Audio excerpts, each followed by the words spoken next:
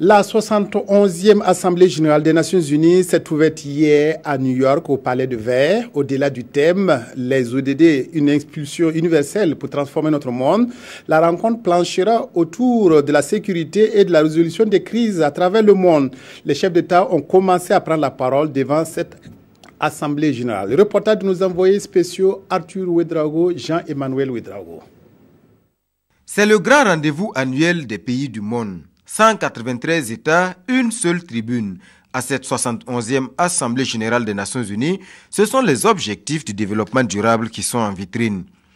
Le secrétaire général des Nations unies, dont le mandat tire à sa fin, dépeint un monde dans la tourmente.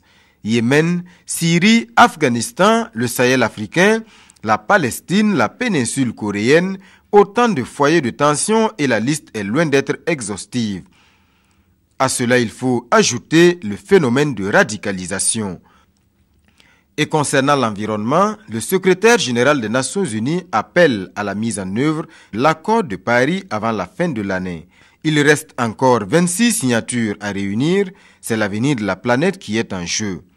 Et s'il y a un continent qui est vulnérable à tous ces maux, c'est bien le continent africain qui fait face aujourd'hui à la montée du terrorisme.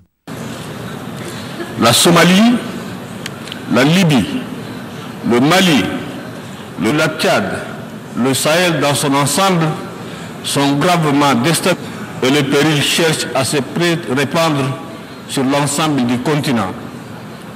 L'Union africaine et ses États membres, malgré la modestie de leurs moyens, sont fortement mobilisés et engagés contre ce fléau absolu.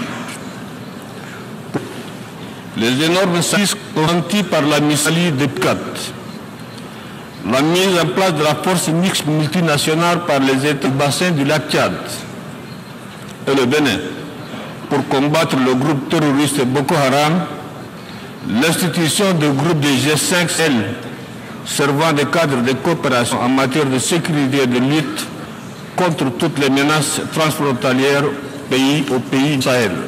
Cette rang de mobilisation devrait être renforcé.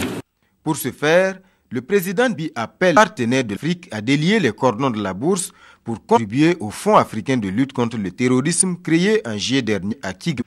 À l'ouverture de la 11e Assemblée générale des Nations unies, c'est celle de Barack Obama.